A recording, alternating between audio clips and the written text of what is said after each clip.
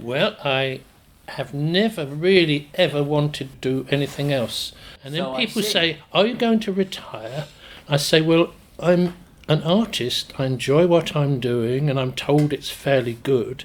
If I retired, I would play golf and I would be terrible and probably have a heart attack anyway.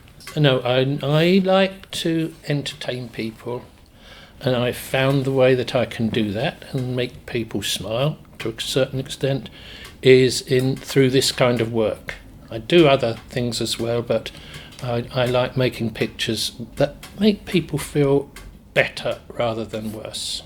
Nearly everything you can see around us in my studio, they are called etchings. Now, etching is good because you can produce more than one.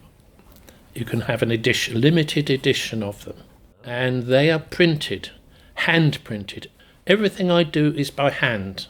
All the techniques here are 200 years out of date, including the printing presses you've been seeing. And it's a very ancient method of producing pictures. And originally it was to decorate suits of armour by scratching into the surface of the metal, the steel or whatever it was, scratching, or more likely etching it, which means letting acid do the eating away.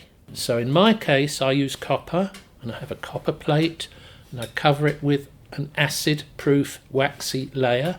I scratch the picture through and put it in acid, and the acid eats all the lines and all the other textures on it, and that can be printed with printing ink smarmed over the top, the surface wiped clean, and ink left in all the holes.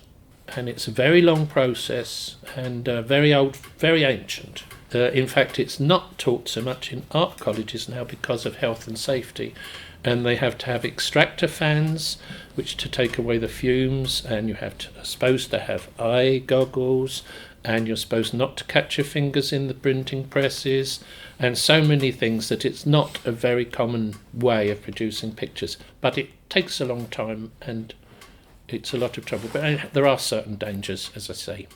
Imagination I'm all for. Electrical printers being so old-fashioned, I'm not for. I believe in making things by hand very carefully, and that suits me fine. There are wonderful ways to make reproductions of paintings and of other images as well, but I don't indulge in that. I use electricity for lighting and for the extractor fan to take away the acid fumes. Finish. All my presses you have to wind a handle by hand or pull levers and so on. The etching plate that I produce will print in black and white and all the greys and the textures and the tones, but not the colours. The colours are put on afterwards, as was the traditional way of doing coloured pictures. As you see, that the arch, as I call them, arch tops, they're only at the top. At the bottoms, the etching plates are square, so they sit firmly like a stage.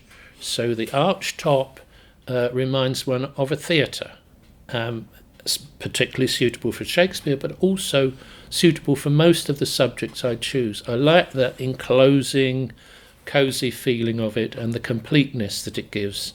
And you know that's where the edge of the picture is.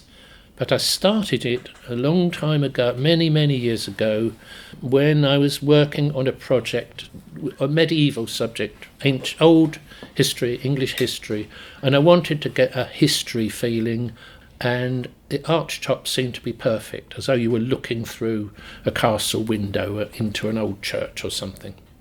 And that became a trademark, as you see. I'm a storyteller. And it's like telling a story but not having to be able to spell and punctuate. And I love the idea that, and it's a story without a beginning and an end because they're all mixed up, as you know. And it's really nice when people say they like all the detail and then they find something else.